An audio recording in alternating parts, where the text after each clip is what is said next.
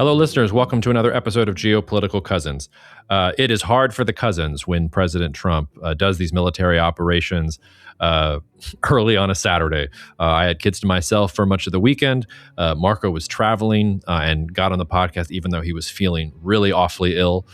So props to him for getting on here. My kids are napping in the background. Actually, for the last 10 minutes, I saw them running around upstairs, and I committed to the pod. So I know all of you wanted the pod sooner. We're doing it as quickly as we can. Just understand that when it's on the weekend, like we gotta rally the families and our own schedules in order to get it done. But here's your first 75 minutes. We hope you enjoy it. We will get more episodes out as things go this week. And I think that's all. If you want to email me about anything you heard on the podcast, Jacob at jacobshapiro.com. I CC Marco on everything. I think that's it. We'll see you out there. All right, listeners, we all know why you're here. You're here to learn about the biggest geopolitical development of the year, which is that Cousin Marco was featured on the Bill Simmons podcast with a mailbag question. Cousin, tell us about this important question that you posed to Bill Simmons and why the masses have been clamoring for us to get on the microphone. No, I think it was awesome. It's a dream come true. Not only was I on, but he referred to my question as historical, as awesome, even read my joke. My life is not complete, you know? That's the best call of the year that I've made. No, you also like deeply got into his psyche. He was like, why? I was actually mad when I was listening to the episode because House was like, yeah, isn't that obvious? And Bill Simmons, well, then why has nobody else said this? Because it wasn't obvious, House. Like, come on, go eat a sandwich. It's kind of whatever it is you do. Yeah, so the point I make is that you have to play 60 games or more. You have to play your best player to be able to win, right? Because you need the best player to gel with the team. And yeah, it kind of is obvious, but no one's made the point before. So no, I'm very happy. But of course, we've just eaten into our pod by minute and 15, and everyone's eagerly waiting for us to talk Iran. I know, but I actually think it's a good reference point because your point in the Bill Simmons letter that you sent him was that, you know, teams that don't play their best players don't win the championship because the best players are rusty or whatever else. And if you think you've got the top military in the world, you better make sure the military's in the game. You better make sure you're getting your reps, you're doing your things. Because if the best military in the world is not playing 60 games a year, is it really the best military in the world when the chips are down? Is it really going to happen? That's the best way I can try and segue into it. Okay, unless you've been living underneath a rock. See what I did there? You know that the United States and Israel are conducting a joint military campaign against the Islamic Republic of Iran. Marco and I are recording here. It's Sunday, March 1st, 1:07 p.m. Central Time. We're going to pump this out as soon as it is done. But we're dealing with the information that we have in front of us right now. Supreme Leader Ali Khamenei is dead, as are many members of his family who are apparently with him in the compound. Seems like not such a great decision there. I understand his martyrhood, having your grandchildren martyred. That I have a little trouble accessing that thought process, but whatever.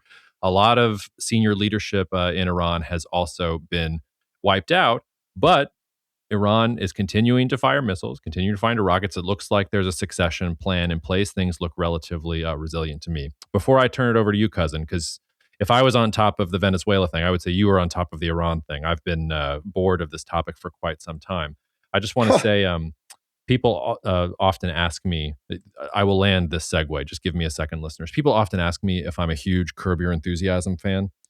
And I always say, I'm not a huge Curb fan for the same reason that I'm not a huge Woody Allen fan. It just hits a little too close to home. Like, I know too many Larry Davids in my life. I also have a predilection to becoming Larry David. And as I've been thinking about this Iran issue for the past couple of weeks, I almost feel like I've become the Larry David of geopolitics. It's like, what? Are they? Are they not? Like, they could strike. Oh, they took out the supreme leader. Okay, whatever. They probably have a bunch of other ayatollahs, right? Like, I'm like fundamentally unimpressed and feeling like Larry David. So I need you to shake me out of my doldrums and tell me why this is so important. Because I'm looking at what's happening, and it seems to me like we're going to end with the Islamic Republic of Iran with a new supreme leader and the same regime and some kind of nuclear deal that's probably not worth the paper that it's printed on. But tell me why I'm wrong, Marco. Tell me why this is a big deal. I mean, let's go through the history of the Middle East. And let's look at all the regimes that America has changed fundamentally into something completely and utterly different. So,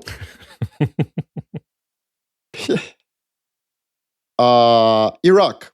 The United States of America spent somewhere between $1 and $2 trillion on Iraq. Thousands of soldiers killed. Probably set America back by about 10 years from a geopolitical hegemonic position. We're probably in a multipolar world today because of the invasion of Iraq by the US. It just sunk way too much treasure and time and resources. And what do we get? We got an Iran linked Shia militant regime. Now, it's not actively. We also, by the way, got ISIS for a couple of years. Like that was also part of the fallout for that. Don't forget that, which we needed Iran's help to destroy. And there's like a little Kurdish statelet that is sitting there that the Turks, fool around with themselves. So Right. And so one of the most intriguing parts of this is that Russian and Chinese energy companies came to dominate Iraq, other than in the Kurdish region, where the US companies dominate. But the reality is like, all of this treasure goes into changing the regime in Iraq. And it did change. It's not led by a Sunni Saddam Hussein who threatens the region and the US. But you didn't exactly get Wisconsin. no, you did not. Syria. Assad is gone. There's a gentleman who used to be an Al Qaeda terrorist running the country. Personally, I think he's doing a good job, but better than Assad. Don't get me wrong. Like, I mean, who among us has not dabbled in militant Islam during our formative years? Our formative years. All right. Libya. Libya, like Gaddafi, he was a pretty useful guy, keeping migrant flows from Africa checked with his repressive regime. Once he was removed, the country descended into chaos. And then finally, Venezuela, which objectively speaking, taking out Maduro is not in any way sort of like a thing that I really stay up about. There's not a lot of criticism I have for that. Like, cool. Like, that was sick. Let's go. Chuck Norris, baby. Delta Force. But anyone out there who's talking about how Venezuela is now pro-American, like, okay, let's pump the brakes on that.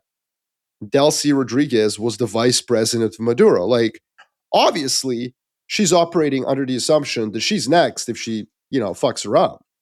And that's cool. Well done, the Trump administration. All I'm saying is that I'm not criticizing, actually. All I'm saying is that let's pump the brakes on like freedom and democracy coming to Iran. And it's really interesting to me how everyone online and on Twitter seems to think that, that is where this is headed. Like, no, we're headed towards another supreme leader, or maybe they changed the name, but the regime hasn't been decimated. Like, not everyone's dead. There is still a pretty significant regime apparatus. And what was interesting to me is that the Western media is already trying to anoint the next person. For example, Larijani, the adjective that's being used ahead of his name is pragmatist. Now, you just kind of see like these little monikers, these little normative moral adjusters, like pragmatist Larijani. Like, first of all, he was the Treasury Department sanctioned him in January because he was pretty involved in the crackdown that caused anywhere between 10,000 and 30,000 protesters to die. But yeah, like in a couple of weeks, he might be cool. I don't really have any problem with this from a sort of geostrategic perspective. Like, this is what it is. But this is why you're right. This operation will end whenever President Trump wants it to end. It's not like he has a checklist of what he's trying to accomplish. He's trying to accomplish a change in behavior. And you can do that like in Venezuela, but it doesn't mean that these countries are suddenly pro-American.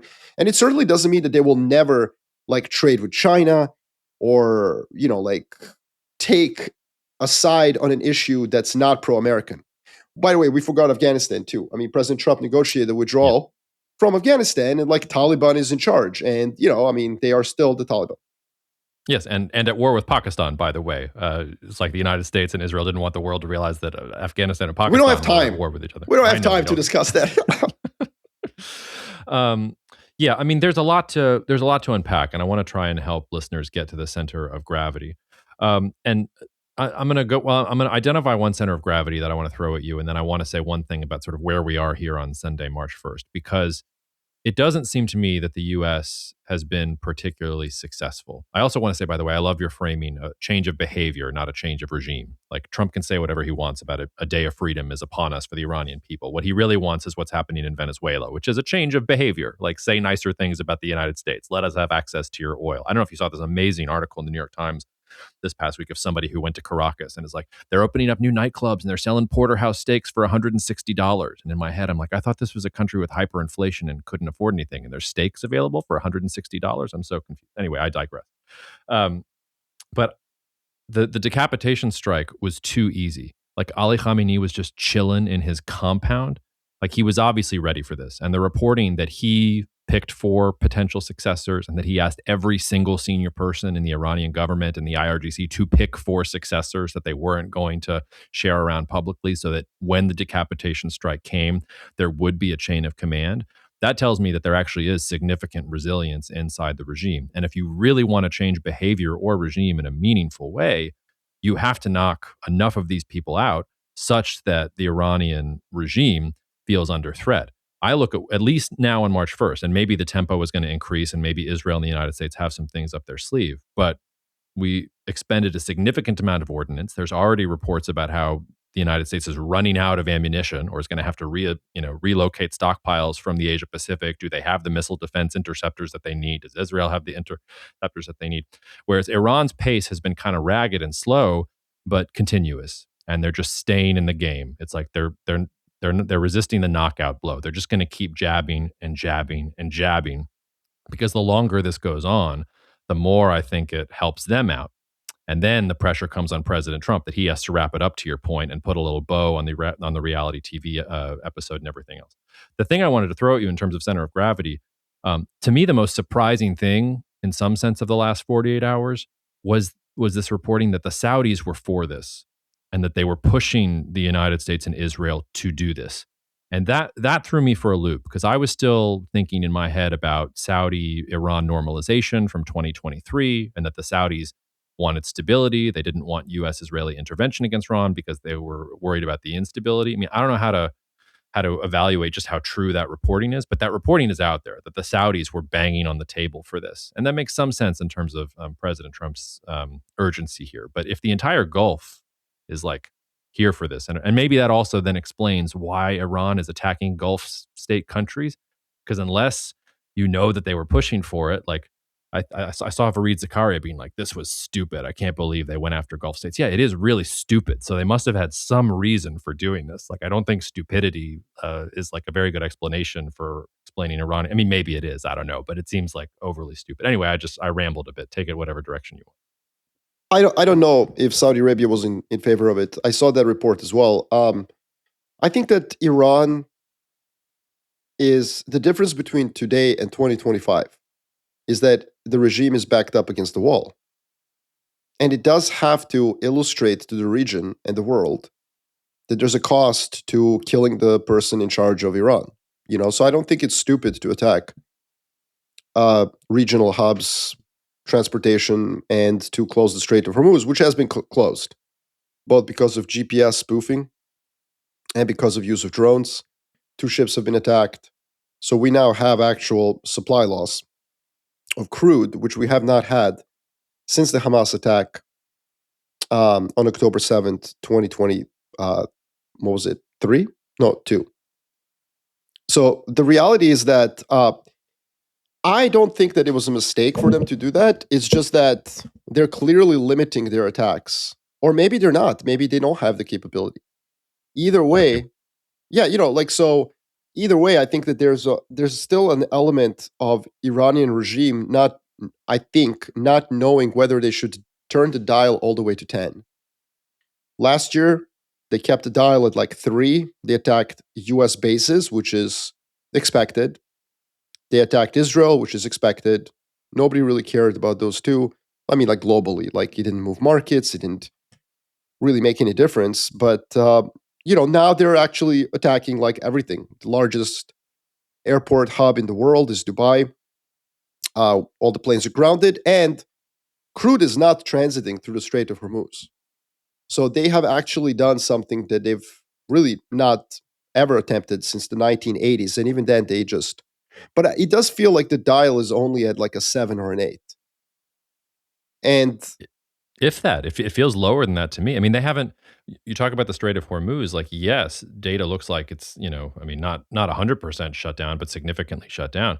But it's not because Iran has mined it or because they've been blowing up ships or anything. It's just because companies are afraid to go there, and insurers are canceling policies and doubling the policies and things like that. So nobody in their right mind is going to go through that in a war. But that we even had a report that the Iranian foreign minister was saying we're not blocking shipping through the Strait of Hormuz. Like, be our guest. Like, go on. Like, that's not what we're doing. yeah, I mean, I don't know. I mean, it's pretty blocked though, so the ships are not. Look, it's okay though. It's okay. There is enough storage around the world that the blockade of Strait of Hormuz. There's a difference between stock and flow. The world can deal with the Strait of Hormuz being closed for like a month. That's fine. It sucks, but oil prices are going to go up. But it doesn't mean that it will necessarily have a long-lasting economic impact. So I think that there are look, but you know what we don't know though, Jacob, is whether it's a dial issue, whether they've turned a dial to 6 or a 7, or whether this is it. This is what they have. These are their capabilities.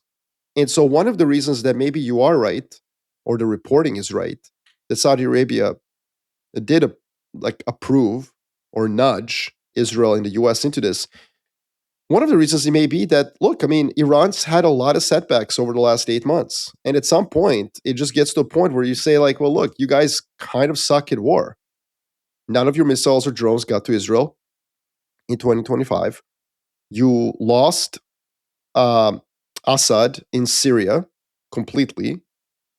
Hezbollah has been decimated by Israel. And it doesn't seem like you have any ability to defend your airspace.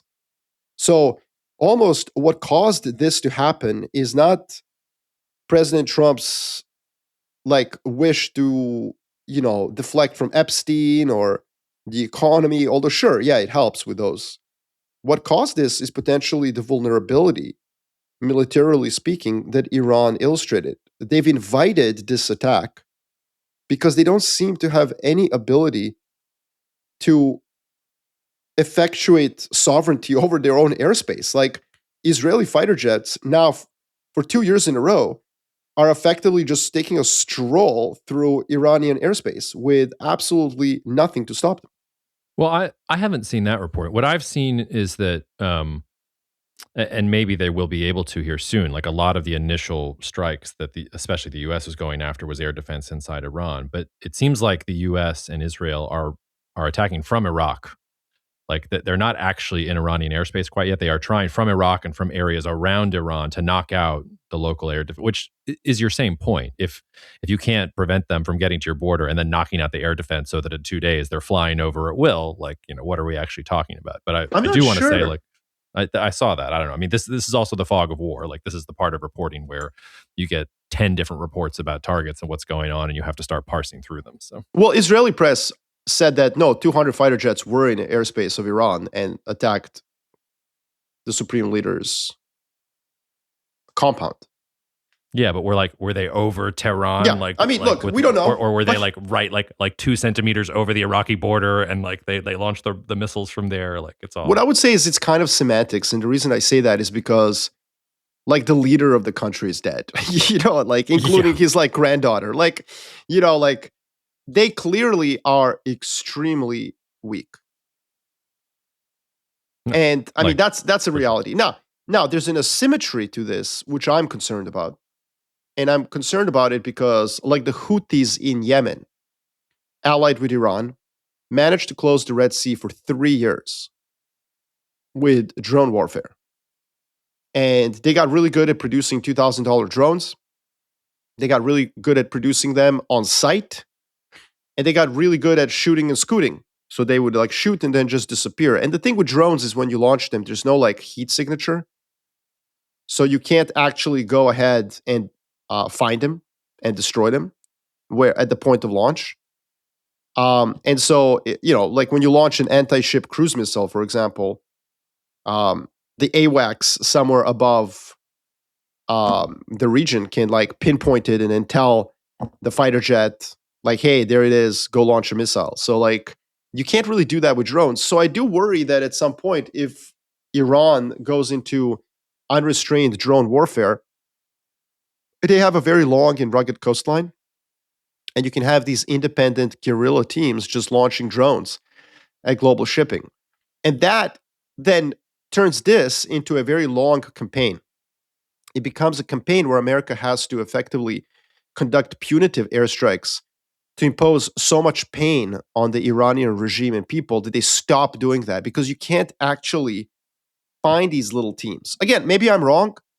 Maybe the reason the world didn't do anything about the Houthis in Yemen and their drone capabilities is because Red Sea is not that significant, actually. Like it just isn't. I You mean, could, it's more significant, and it's more significant than I think than you say there. But the ironic thing yeah. was that shipping was just starting to come back, and now it's gone because of everything that's happened as a No, result. but like, I don't know. Like, I have no answers except to say that for 3 years, the Houthis closed the Red Sea.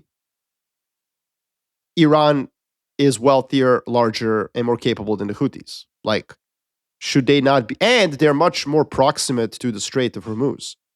Strait of Hormuz is a choke point. You cannot find an alternative to it. Saudi Arabia has a pipeline across its territory to get to the Red Sea, but that pipeline itself could be attacked by the drones. So this is where I agree with you that this could very much end in a week. President Trump just said, literally just said, that things are progressing better than expected. This was his statement. He said that Iranians want to talk and that he wants to talk to them. So there are signs that things are moving in the right direction, like in terms of President Trump just declaring that Larijani is a Delcy Rodriguez. What did he call her? Our girl. He's going to be Mhm. our bearded man. I can see that happening, and that's why I say a lot of this is kind of just Hollywood.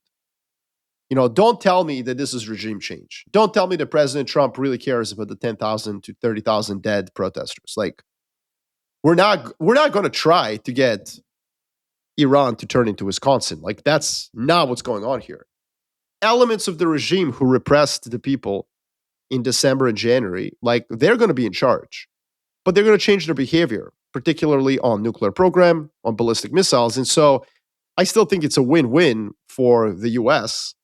Um, but it's not about regime change. It's about regime calibration. And I think that what's really profound about President Trump's foreign policy, and I've said this before, is that in a multipolar world, the last thing you want to do is commit yourself to a war with anyone for a prolonged period of time. It will just further drain your resources. So instead of regime change, you want to have these regime calibrations, very sort of short term, quick, like no ground troops, no resources really spent. Get your allies to do the heavy lifting. In this case, Israel is actually participating and doing a lot. And so, and then what do you get?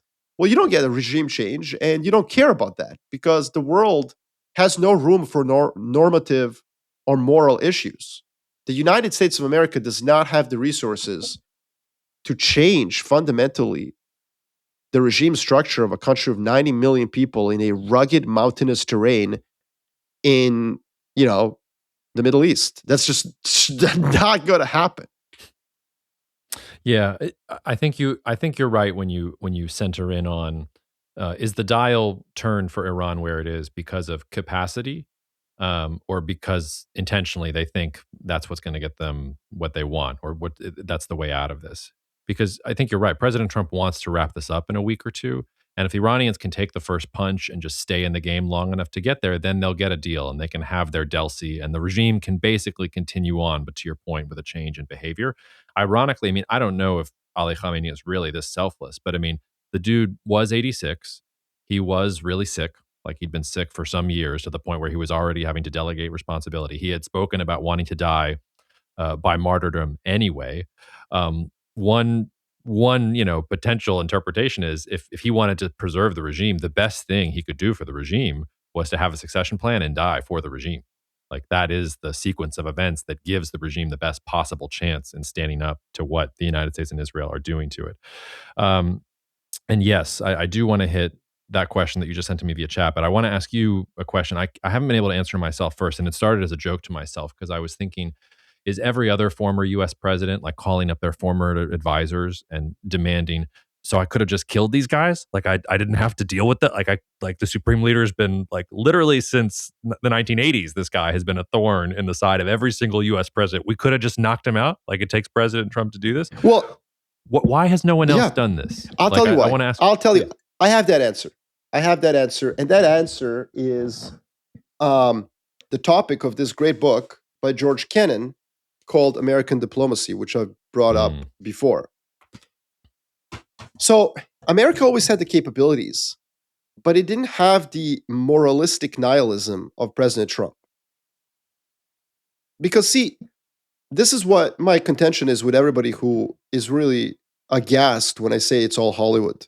It is all Hollywood. You say that you care about protesters dying, but then you attack the regime replaces the Ayatollah with somebody similar, and then we're cool with it.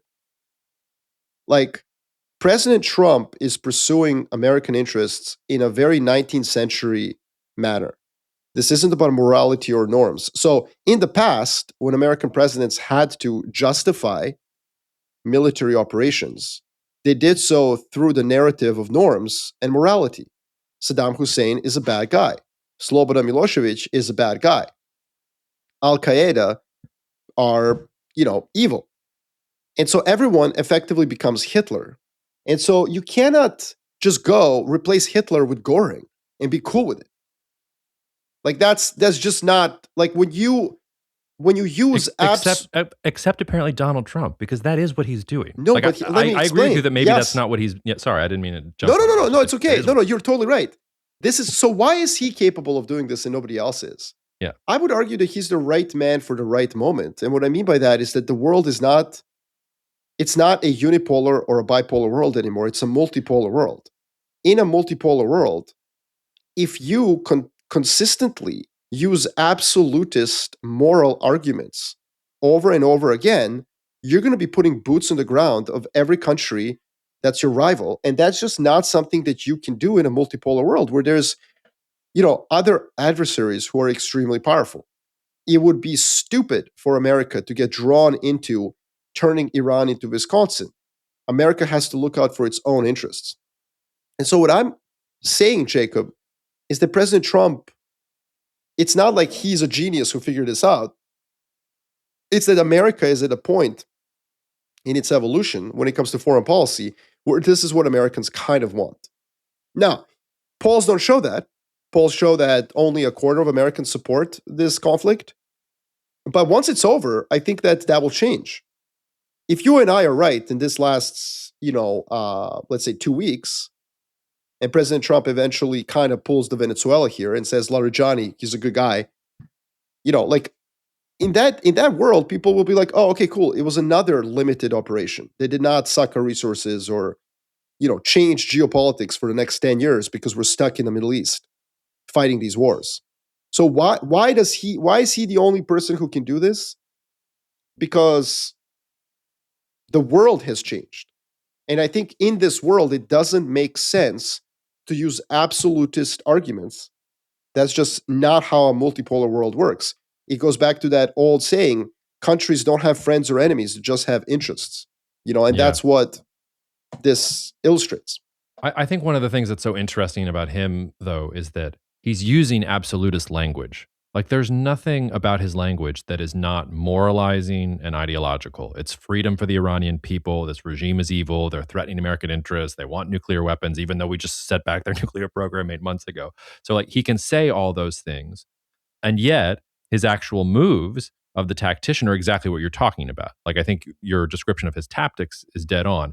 And for some reason, he can use the moralizing language one day and then shift the language the next day Yeah. and not be Yeah. called on it. Whereas you've got, if I look back at previous U.S. governments like Richard Nixon and Kissinger, um, much to my like dismay and chagrin, we all know how much I hate Kissinger. If you've been listening to this podcast, like this is the world they were preparing for, and their foreign policy was dialed to this. There are no friends but interests. We're going to be as horrible as we have to be, no matter where we are in the world, because this is all about U.S. interests. But that was what they said. They didn't pretend like it was anything different. The thing that was exceptional about them was they said it. I mean, Nixon used to use the word multipolar in speeches. He was fairly blunt about it. Flip side is you may have, somebody like Barack Obama, who maybe wanted to do that, like had visions of maybe trying to do that, but in practice, he just couldn't stomach it. Like as soon as the Yazidis start getting genocided by ISIS, he's like, okay, like I was a realist, but I got to save these people because I No, cannot conscience that we're not going to save these people because we're the light on the hill and the city on the hill and everything. I'm not sure Obama. I think the problem for Obama is his constituents were not ready for this. Yeah, I think the problem for Obama is that he was the president of the United States of America from 2008 to 2016, and during that period of time, I don't think it was self-evident that the world was multipolar and therefore scary and therefore difficult for America to project power in, and therefore you had to be prudent. And his constituents are liberal; they believe in absolutist universal human rights, and so like it was. I mean, he droned a lot of people. You know what I mean? Like, yeah, a lot. yeah, a lot. But other than that, like he had to still pay lip service to this narratives. The other issue was that during the Cold War era, I think it was also difficult to be this brutal because you did have an ideological conflict. Soviet Union was out there. This was an ideological battle. This wasn't just a battle between two superpowers. Soviet Union was communist, America was capitalist and a democracy. We in 2026, what is China? Please don't tell me they're communist. You know what I mean? Like, what are they? What is the ideological conflict? Is there a Maoist party in Portugal ready to take over and then we're going to have to intervene on behalf of the right wing pro business? No, there is no ideological challenge in 2026. So we have no ideological, epic battle between two camps. And America is not a unipolar hegemon where it can waste resources willy nilly on pursuing morality and norms. And so I think that Trump's sort of, nimbleness, it's the fact that he's amoral, not immoral necessarily, amoral, that allows him to pivot. And I would say that I would have to say, objectively speaking, given the constraints on US power projection, this is the correct way to do it. You just it's regime calibration, not regime change. So if you have to do this every couple of years to Iran, well, then, it is what it is. Yeah. But before we get on to China, I want to put one more question to you, which is something this is something I've struggled with. I mean, since I started my career, but I struggled with it in particular in the last couple of years, especially when the race between Trump and Kamala Harris was starting to heat up. Because I don't know if you remember, Kamala Harris went on 60 Minutes. And the edited version, I mean, the unedited, you should go watch the unedited version out there if you haven't seen it. Oh my God. I mean, the edited version wasn't that good, but the unedited version is absolute comedy. But in the edited version, she gets asked, I'm going to paraphrase here because I don't remember the exact quote. She gets asked, what is the biggest threat to the United States from a geopolitical perspective? And she basically says Iran. That's the thing that occupies her time, and that if she becomes president, she's going to have to deal with Iran. And I was sitting there thinking, Iran? Really? That's before 2025. I was thinking, do they really threaten U.S. interests? And I'm kind of there right now because I can get to most of where you're saying on how U.S. policy is getting. But when I look at it's still a significant expenditure of U.S. treasure and firepower and everything else. And how are U.S. interests that much furthered here? Is Iran really that much of a geopolitical threat to the United States? It seems to me that there are much bigger fish to fry elsewhere. And maybe Trump can do it all. Maybe this is where the multipolar thesis starts to fall apart and the US is stronger than either you or I give it credit for. And Trump, to your point, is unbridled by concerns about, morality or about proportionality. And he's just like, hey, this guy's an awful person. His regime sucks. I can take him out. Cool. let's take him out. Like that's net. That's great. That's a like low cost or low risk, high reward win for my administration here. Like I don't know. You understand what I'm dancing around? Yeah, no, I do. I mean, I think it's the U.S. didn't do this because Iran is a repressive regime. No way. That has nothing to do with it. The U.S. did this because Iran's been stringing the U.S. along forever. It's like in 2025, Israel and the United States of America proved they can do whatever they want to Iran. President Trump gave them 6 to 8 months to negotiate a deal, and they kind of didn't, and it was like enough already. And I think it's a great signal to the rest of the world. Like, we will kill your leader. And I don't mean great as like I think it's awesome, but like this is what the US is saying. The US is actually saying to the rest of the world, oh, you think it's a multipolar world? Cool. We agree. We agree it's a multipolar world. In our national security strategy we published in December of 2025, we in fact say that great powers deserve to have spheres of influence. It's never been done before. So I believe that I'm not just right objectively when I say the world is multipolar. I believe President Trump 100% agrees with me. But then the second step, like after you accept the world is multipolar, the second thing that America says is like, cool. Well, we don't care then about improving your livelihood. We'll just bomb you. You don't want us to be a hegemon. You don't want the American empire to be in charge. You don't want us to be in charge. You don't want us to be like, but then we are not going to police the region. We're just going to show up and bomb you and then book it. And then we'll come back 6 months later and bomb you again. You know why? Because we don't care that your lives improve. We actually don't.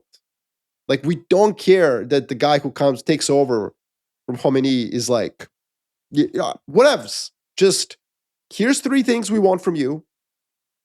Deliver it. Or you're going to be bombed again and again and again.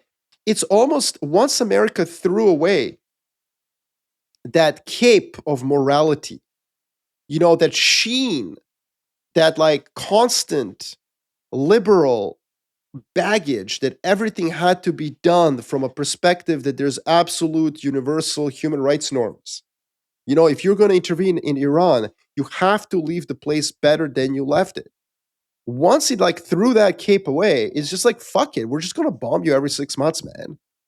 Like, that's it. Yeah.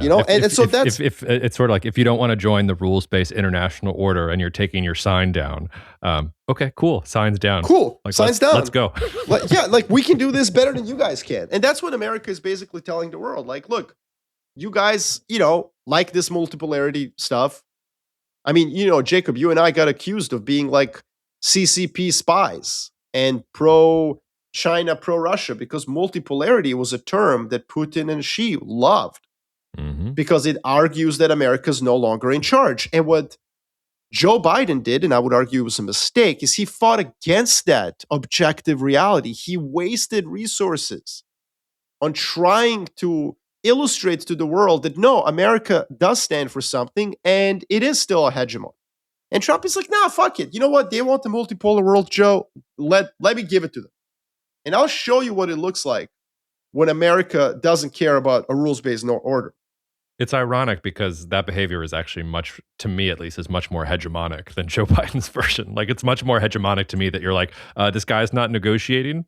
Cool. Can I get the plan? Yeah, plans are ready to go. Let's go. And by the way, I still have to hit the fundraiser later tonight, so we're still going. Like, I mean, it's incredible. It's incredible, but like, let's pump the brakes on this being hegemonic. Like, Iran flies F4s, Phantom 2s, F4s. Like 4, single digit 4, F4. It was designed, I believe, in 1958. They still fly them. All right? That's so like an aircraft carrier off the coast of Iran just does whatever he wants. An aircraft carrier off the coast of China is like on the bottom of the ocean. So I do think that a lot of folks, they look at what's going on and they're like, no, this is a sign of American unipolarity. Like, this is not a multipolar world. But let's pump the brakes on that. Iran has proven to be a lot less adversarial than we think, than we can illustrate. So would this be the case if the US wanted to fight China or Russia? Of course not. I mean, they have nuclear weapons, they have hypersonic cruise missiles. It would be a lot tougher and obviously would lead to World War 3. So no, I just think it shows that America is going to like kind of act in a way that other countries have been acting. And I think that that's it. That's what Trump has done. And I I do think that the worst thing that can happen over the next 10 years is that we get a president who rejects some of these new tools of foreign policy and decides that no, America should turn a country like Iran into Wisconsin. The reason I say that is while the intention is good, the problem is that as execution of it almost always leads to much more destruction and pain than what Trump just did in Venezuela or even Iran. Well, and the die is already cast now. So other countries that are thinking about this, like, yes, the United States can be, when I say hegemonic, I mean, U.S. behavior towards Iran is unconstrained. It's unconstrained by morality, to your point, but it's unconstrained by capacity, by adversaries, by anything. It's just like the United States is doing whatever it wants to do. And your point is taken. The U.S. is not going to do this against Russia or China. U.S. couldn't even probably do this against North Korea. Like, I would sit up in my chair a little bit if this is how an intervention with Pyongyang went. And you might remember back in 2017, Trump was flirting with this. He had the two aircraft carriers off the Korean Peninsula. It seemed like we were moving that direction. And then he didn't do it, probably because that was not going to be as much of a layup. But it's just unconstrained. But I think your point is right, because whether you disagree with Trump's policy or not, like, this is now how the world is going to look at the United States. And so countries are going to, as quickly as possible, try and develop some level of deterrence, whether that's nuclear weapons and a nuclear deterrent, like we talked about let's last talk about episode, whether it's about better defense systems, like actual air defense systems that work. So if 10 years from now, if you get a new president who like tries to turn the clock back, but everybody else is thinking, no, like we need to hurry up because we could get bombed at any moment, then 10 years down the road, the U.S. will be materially weaker and it won't be able to assert itself even against a country like Iran. So in that sense, like, President Trump has set the U.S. on a path that no future president is really going to be able to get off of. And if they do, I think so too. Probably be disastrous. I think this is with us to stay. We're in the 19th century. We're in a multipolar world in the 19th century, and a multipolar world doesn't mean that America is equally powerful as other poles. No, you can still have the most powerful country in the world, the United Kingdom in the 19th century or US today. But United Kingdom did not go around just invading other countries by itself and then trying to turn them into Wisconsin. The United Kingdom sort of did that, did it not? No, not really. India, South Africa. Oh no, I mean, like, those are like parts of the empire, but those weren't even like really wars. Yeah, because the people were so weak. I mean, like, but like what I'm talking about more is in the European theater. The United Kingdom quite often led from behind. It created coalitions of the willing, like the Crimean War being a good example. The United Kingdom was one of several countries that fought that conflict. And so that's kind of what I'm getting at. United Kingdom did not just do everything by itself. It didn't stretch itself thin. It was smart about it. It was Machiavellian about it. And I do think this is going to stay with us. I think the next president of the United States of America, even if it is a Democrat, is going to act precisely the way Trump is acting right now. And I know a lot of you hate this, but this is a classical, this is Jacob, you and I were like taught by George Friedman how to do this.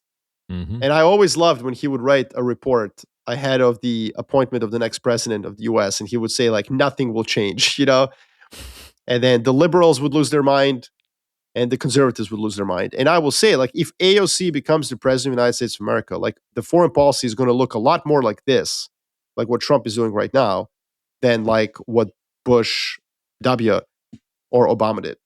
Yeah, the flip side of it, though, is that if I'd have to go back and look at GPF reports and see if George said this, but if you said that about Trump in the second administration, nothing's going to change. That would have been wrong. He has changed things. In that sense, he is a world historical figure. He is this individual whom, normally, like, geopolitical forces and constraints, they are the one that are operating things here. But he made decisions that will now affect everything else that comes afterwards. Like him or hate, like, love him or hate him. Like, that, I think, is indisputable at this point. He's changed the course of U.S. foreign policy because it didn't have to go this direction. Like, he had choice here and he had agency and he made it. And in that sense, I think he took the agency away from future leaders. I think you're right. Okay, let's you sent me this question in the chat, so let's attack it a little bit. And I've seen this out there, which is everybody wants to make this. It took 24 hours for the articles to start to proliferate that this was really all about China and the South China Sea and Taiwan. The good faith argument there is that this oil, all the fertilizer, the chemicals that are coming out of the Strait of Hormuz, all this trade, like yes, it's going to affect the Gulf states, especially if blockage goes on for more than a couple of weeks. But most of that is going to Asia, the exports of it, and China an inordinate share of this as well. Is this really all about China? Was this really about taking a potential Chinese, not ally, but let's say partner off the board and flipping them? Is this going to impose the most damage on China than any other country? You talked about oil prices being up. I mean, it's Sunday, March 1st. Futures were up 10%, so that puts oil roughly 80 a barrel.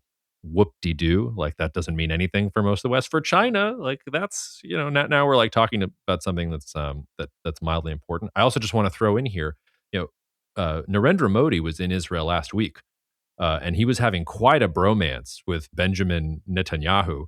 And I assume he got some heads up about what was about to happen here. So to me, the Israel-India relationship is also a really interesting part of this. I don't know if you also caught this. Netanyahu, what was it, an interview a couple weeks ago?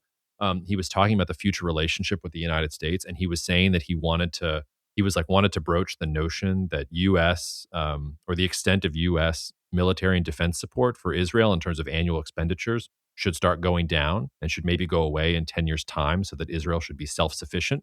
Like, I thought that was a really interesting nugget there as well, because that's Israel preparing for multipolarity and preparing for, hey, like they're doing us a solid now, but we push them to do the solid now because we know in 10 years they're not going to be wasting time here. They're going to be digging up penguins in Greenland or something like that. So is this all about China? I'll let you cook for a second.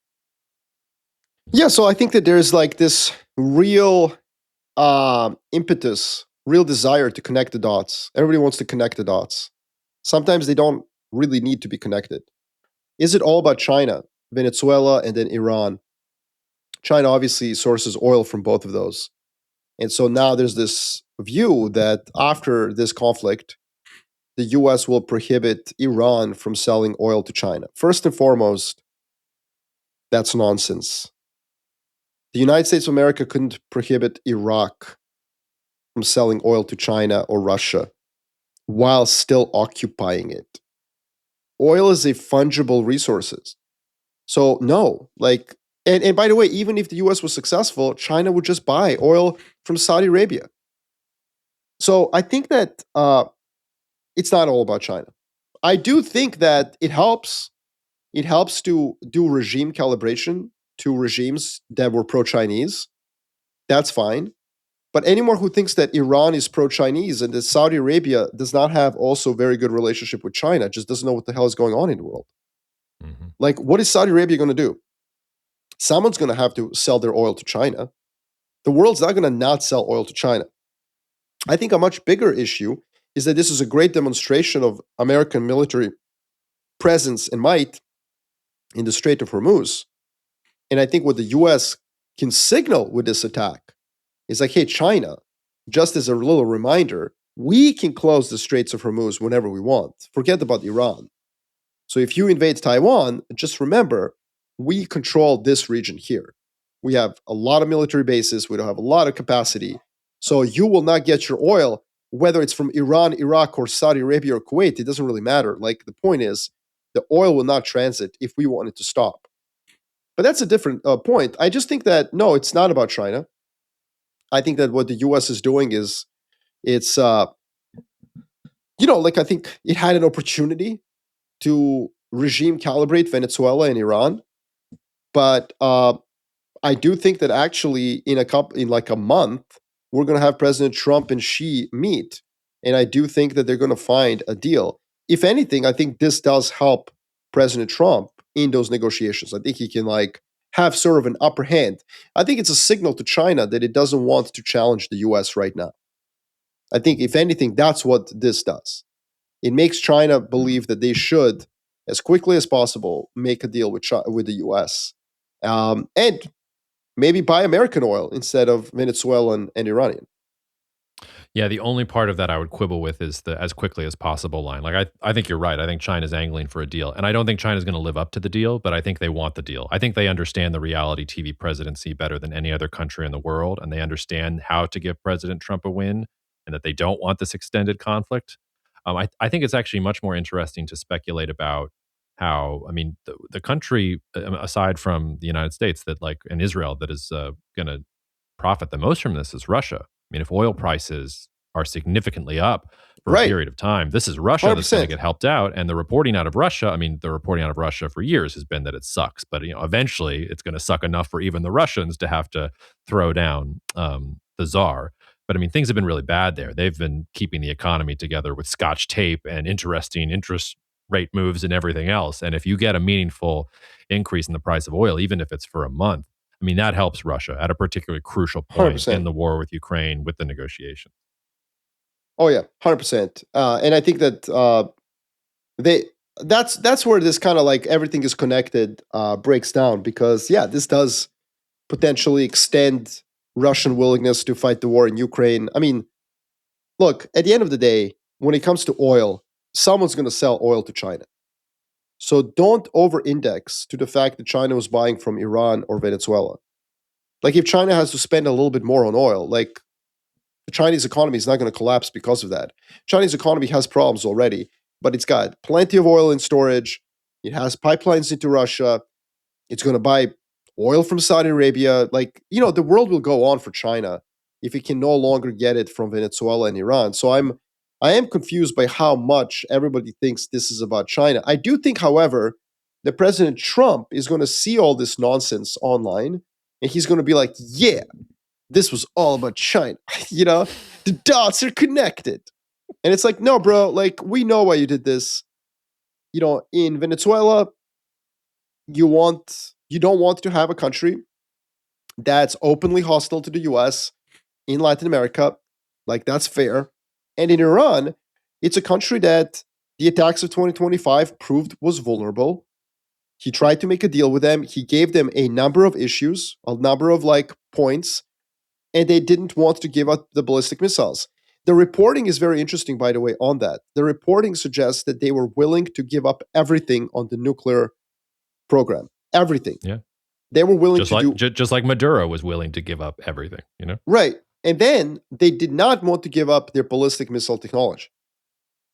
That's where Ayatollah, in fact, the last speech that Ayatollah Khomeini made was we need to have deterrent technologies. Like America can't ask us not to have any deterrence. Like that's not fair. And it's like, yeah, life is fucking not fair, bro. And you're dead now. Like you should have given that. And you know why this is awesome now? It makes the deal easier. Why? Because they don't have any more ballistic missiles. They will all have been destroyed, either fired, the launchers would have been destroyed. Israel and the US are going to destroy their industrial capacity related to the manufacture of ballistic missiles. And so now Trump doesn't have to insist on that being part of the deal. And then, every 12 months, if you have to fly over Iran and blow up some ballistic missiles, I guess that might be the world we're in. You're going to have to mow the grass, as the Israelis, that was the term that the IDF used to use for Hezbollah. Every couple of years, you're going to have to mow the grass, just go in there and bomb some stuff. Maybe that's the world we're in. Well, And and this goes back to my point about Khamenei. Like either he lost it, and I mean he's 86 years old. Like I'm not going to be in the game when I'm 86 years old. We've talked about that. I can't imagine being the supreme leader of Iran at 86 years old. So either he lost it, or he understood that he had outlived his usefulness, and that the best thing he could do was be the voice of resistance and take it on the chin and preserve a pragmatic space for his regime to still exist. Because it's also like it's not just. I mean, like his argument. It's not fair. We need some kind of deterrent. Okay, whatever. It's also like not possible. Like, how do you verify that you gave up your ballistic missile technology? Like, that's human know how. Unless you assassinate every single engineer in the country, like, we're not, this is not about uranium enrichment. Like, developing missiles and rockets as a deterrent, like, you're not just going to like give that away. It's like an unrealistic ask, let alone like an immoral one. I want to connect a different set of dots. I know you said we don't have time to go into Afghanistan and Pakistan. And I don't want to go into it too deep, but I just want to ask listeners to take a step back and like imagine a map of Eurasia in your head and think about the fact that you've got, Russia-Ukraine war ongoing.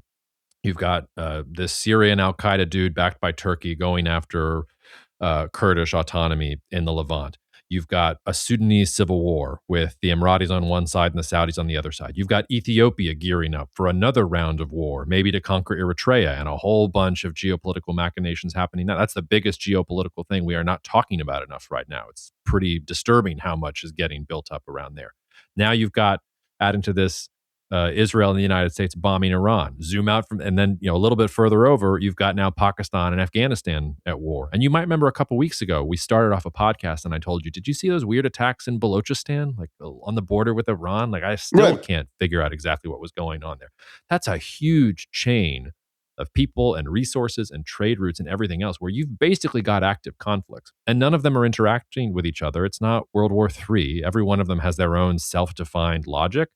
But man, it's like a crescent that cuts through all of Eurasia through Suez, where things are just screwed up, and which is why I say, like, I don't know how to connect the dots fully, but the notion that you're going to connect the dots to the South China Sea, that's just asinine. The dots to connect are, okay, well, if the Saudis were pushing for this, well, how does this work into what they're doing in Sudan and with Ethiopia? And if the Emiratis were not like, there's a whole bunch of like, yeah, there's a whole complexity and murkiness to it that I don't understand, but you don't have to be an analyst to look and see that there's all these different things that are happening at the same time. And there's no way that they're not connected in some way.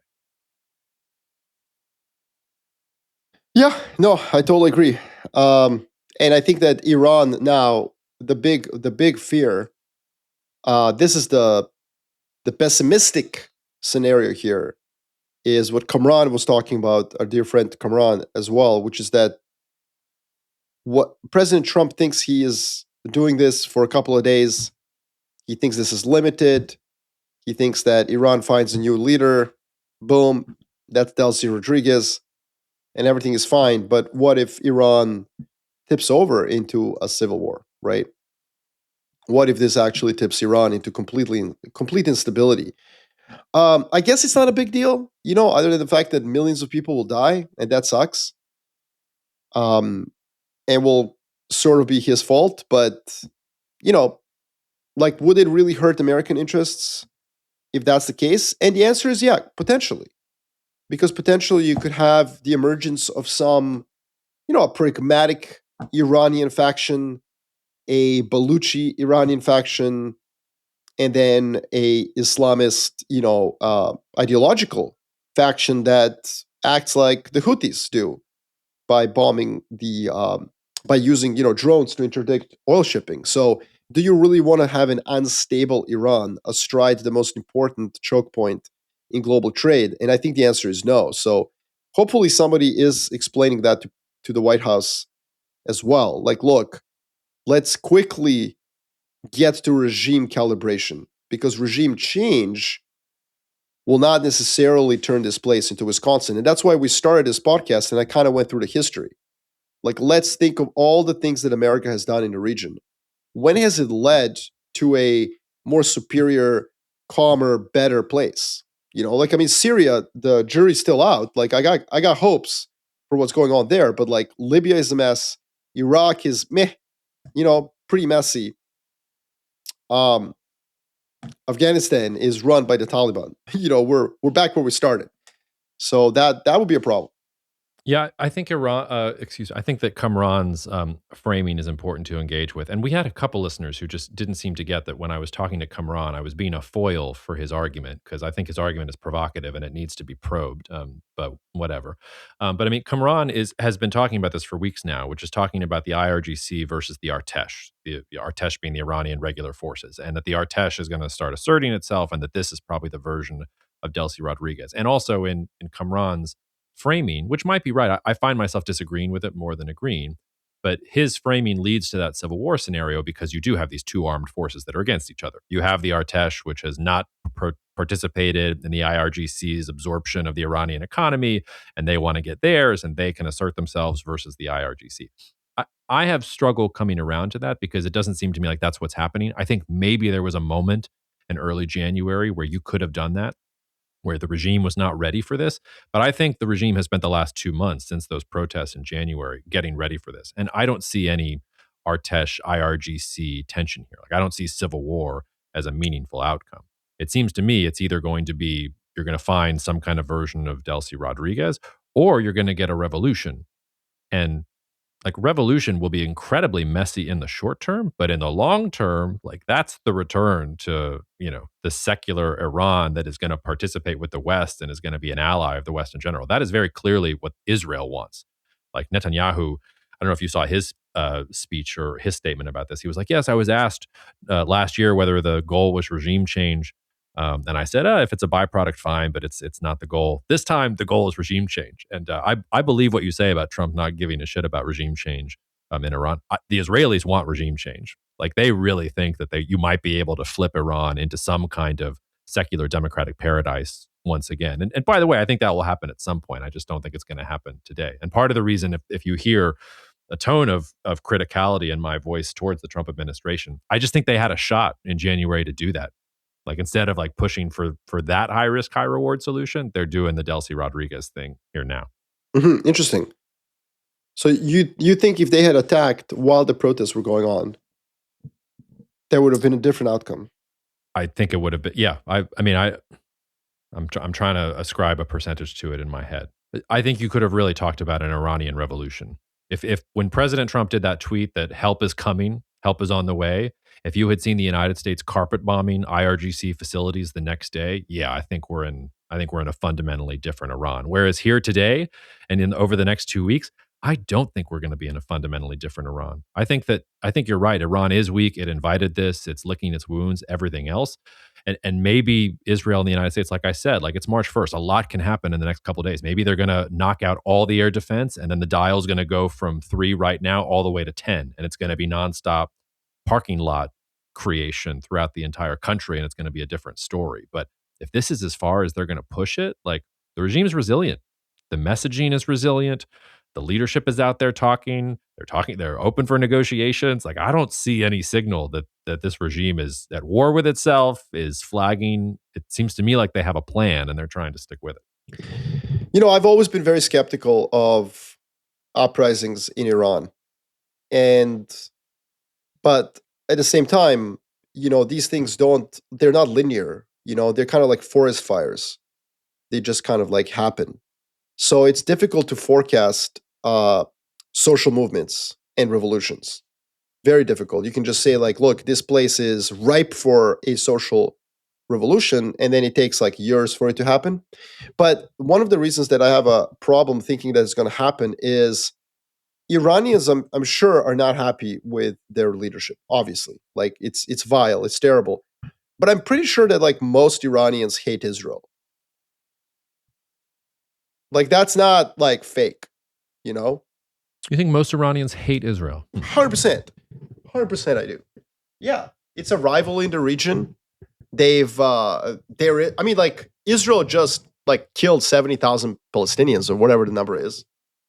There is genuine concern about Palestinians in Iran. Well, that's cute that you think the Iranians care about the Palestinians. You think anyone gives a shit about the Palestinians? I mean, I think that look, all I'm saying is that you've got a regime that's existed for 50 years. And during those 50 years, it's pretty clear they considered America the great Satan and Israel the little Satan. Like 100%. That was the deal with the devil that they made. Like the Iranian Revolution. I mean, this goes back to your history lesson, which is this conflict is a byproduct of the Cold War. The United States supports the Shah because they feel like they need the Shah and they need Iran against the Soviet Union. Eventually, the people hate the Shah so much that they are willing to align with the clerics and the religious crazies and say, let's bring down this monarchy. Then the religious crazies come in and say, whoops, like are you sure you like this bargain? Like this is what we've got for you. And now you've got this, uneasy balance between, the secular merchant economic class and then the folks that actually bought what the clerics said. And the reason I think January was a moment was because that economic class, they were the ones that were out. They were closing the shops. No, I get that. They were taking the sign. I get that, but it doesn't mean that the rivalry between Iran and Israel is fake or is just a function of the regime. And in fact, look, I go to the Middle East a lot. I travel a lot, and there's this very glib view in America and Israel that nobody cares about Palestinians. True, nobody cares enough about Palestinians to do anything about it.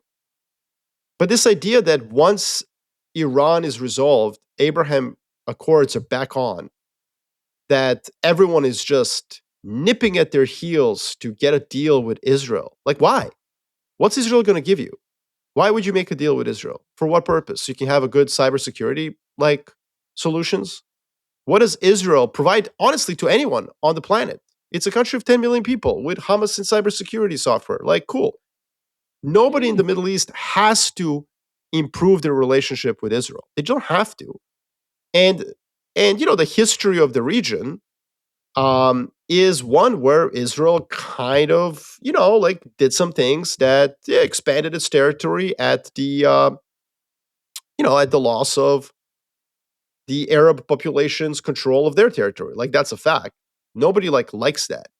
And that's what I mean. Like, that's a fact in Riyadh and Abu Dhabi, by the way.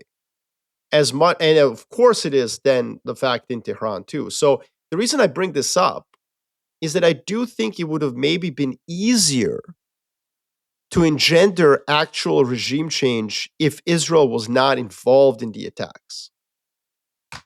That's what I mean. And I think that we're ignoring that fact. Like, Israel is bombing Iran, and you're not supposed to have an uprising while Israeli jets are giving you cover. Like, that might be a bridge too far for the median Iranian person. And look, No, I could be wrong. No, I think you're supporting your own assertion about President Trump not making this about regime change, because if he had done this in January, he would not have done it with the Israelis. It would have been, why not? America is coming to help you. America is helping protect the Iranian protesters. They wouldn't have it. They wouldn't have had enough time to call up the Israelis and, we're going to do a joint campaign against these things. This would have been the United States going in and taking care of this. Whereas I think you're exactly right.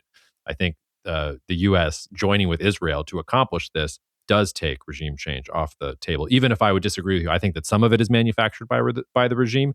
If every single card-carrying IRGC member hates Israel, that's already enough for a large portion of the population to hate them, even if some others don't. But yes, I take your look, obviously IRGC, who cares? I'm just saying, look, I spent a lot of time in the Middle East. I grew up in the Middle East for part of my life. People are genuinely mad at Israel's behavior. Obviously, how is this contentious? This is an obvious fact, and this is why I think that sometimes American policymakers, particularly the Trump administration, they think that Abraham Accords are a given, and it's like, but why? There are some countries where improving relationship with Israel is a huge deal. I would say Egypt and Jordan, that makes sense. But for a lot, UAE, meh, cool, whatever. Yeah, we'll improve our relationship with Israel. It'd be fun. You get some Israeli VCs that are really good to put a post up in Abu Dhabi. That's sick. Let's go. But it's not necessary. It's not critical to the future development of the region that they all lock hands with Israelis and sing Kumbaya. It just isn't. Yeah, I agree with that, which is why, by the way, I thought the Netanyahu-Modi meeting was so interesting. Interesting. That makes some more sense. For Israel to have a good alignment with India, yes. now we're cooking with multipolar civilizational well, listen, gas. I understand. Just to be clear, I understand why this stuff matters for Israel. Because it takes away this sword of Damocles over Israel that the vast majority of its neighbors hate it. Cool, got it. That makes sense. But I just don't think that for Saudi Arabia or UAE or Kuwait or any of these countries or Iraq or Iran one day, are they really itching to improve relationship with Israel? If they get something for it, maybe, but not from Israel. Israel has nothing to give them. Israel is not capital rich. It's not technology. It's technology rich. It's technology. They have. I know, but tech that they could no, but everybody else has that tech. No. I take your point. It's not in their interest to do so. The way I would slightly shade what you're saying is that these countries begrudgingly admire Israel. They want to be Israel. Israel 100%. is the version of what they want to be, and so they want to take notes about wait, how did you guys become self-sufficient and you have nuclear weapons, but nobody gave you shit about that, and you can apparently send pagers to the leaders of the groups that you hate, and everybody dies. We want to understand how you did this because we want to be you. I think it's a begrudging admiration. I think at this point. I think definitely Israel is kicking everyone's ass in the region. That's clear.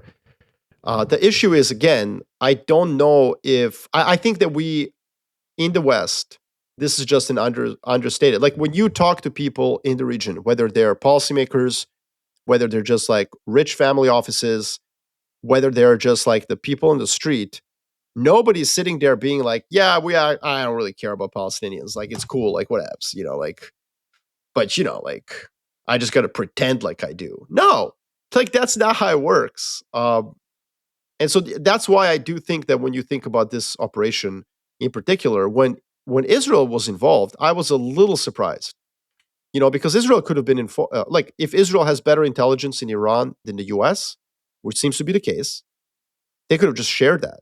Like would it have made more sense to do this without Israel's involvement? Um, and I think that it kind of reveals either ignorance to the sensitivities of having Israel attack Iran and then hoping that Iranian people just like rise up against the regime, or maybe a lack of concern about that, because at the end of the day, that's not what's really. I think that's exactly the point. It's But you actually know what I hear? it's a great piece of evidence that this was not about regime change. But Because if you you know want what this I'll about say? regime change, you don't want the Israeli F-16s involved. I live in Los Angeles, obviously wonderful Persian community here, love it. Uh, like, just I play basketball with some folks from that community, just love them. But there's this constant, like, I get reminded this like every single time. It's like, bro, you do know about Queen Esther, though, right? And I'm like, dude, if another fucking person tells me about Queen Esther and Purim, I'm going to light myself on fire. Like, yeah, something that happened like 6,000 years ago is not going to erase the last 60 years during which Iran and Israel have been at each other's throats. Like that's just it's not Well, wait, going to. what are they telling you about Queen Esther? What do you mean? The story of Purim is that the Iranian or the Persian tried to kill the Jews. The Jews infiltrate the leadership Yeah. with Esther, and then they go and kill all of the Persians. Like Oh, the ending of the book of Esther is actually it's not quite genocide because there were still Persians left afterwards, but the Jews basically just go and kill tens of thousands of people and wipe out entire bloodlines. Like that's the part. Oh yeah, we're dancing and we're eating the silly shaped cookies and we're wearing costumes. And it's like, yeah, also we were butchering the rest of the Persians who tried to kill us. Like that's the part that is left unsaid. yeah. I So mean, I yeah, get. if you're Persian and you're like Queen Esther, like good actually that's a really good example of the Jews killing Persians. Well, there you go. There you go. I guess it proves my point. It does Um, prove your point. all right, really quick before we end, I do Yeah, I have think to end because my children are waking. So they're last rising. point to you. Okay, Rising think we lions. yeah, we should do a moment of silence for one of the greatest Twitter personalities. I know what I you're think talking a moment of silence for former President Mahmoud Ahmadinejad. A Uh, dog. yeah, in his later years, he became a rap connoisseur. He was. I just looked through his Twitter. He was out there shouting out to like Bill Russell. He was. He posted on Tupac Shakur's 50th birthday. Hashtag West Side, literally. Like for anyone out there, I mean, like we shouldn't make light of a man's death, but I think that Ahmadinejad was a very interesting person who later in life kind of transformed himself.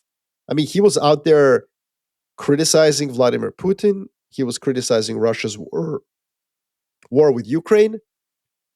I think it's rare to see a public figure so reviled as him, but he kind of later in life, I think, had some demons he was trying to slay by becoming quite liberal and quite concerned about his legacy.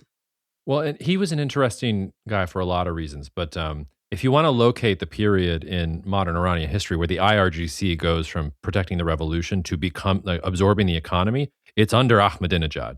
He is the one that basically gave the keys to Iranian industry to the IRGC. That begins with him. And in some sense, the path that Iran has been on since him, he's the one who locked it in. Because at that point, the IRGC becomes not just this special body that is protecting the supreme leader and the all of the various But I theocratic think principles that Iran happens, the IRGC becomes the version of the Egyptian military. And it's why I can say I don't think that much is going to change, because to actually change the regime, like the IRGC controls something like 40 to 60% of the economy. Are you going to kill 40 to 60% of Iranians? Like, that's what you would have to do to disentangle the regime. And that begins with Ahmadinejad. Maybe he regretted that towards I the think end. he did. That was I his. think because he was a populist. He was an outsider who wins the election for president when nobody really wanted him to win. The IRGC didn't want him to win. The Ayatollah didn't want him to win. I think the reason the IRGC took over the economy while he was the president is because he was actually a very weak president. Yes. What's interesting about him is that we all remember him being extremely anti-Israeli. Like, he was out there saying, like, Israel does not have the right to exist. And just remember, he came in and he was elected on a populist platform. So he was quite popular for some time. And then of course he presided over the crackdown on the protest.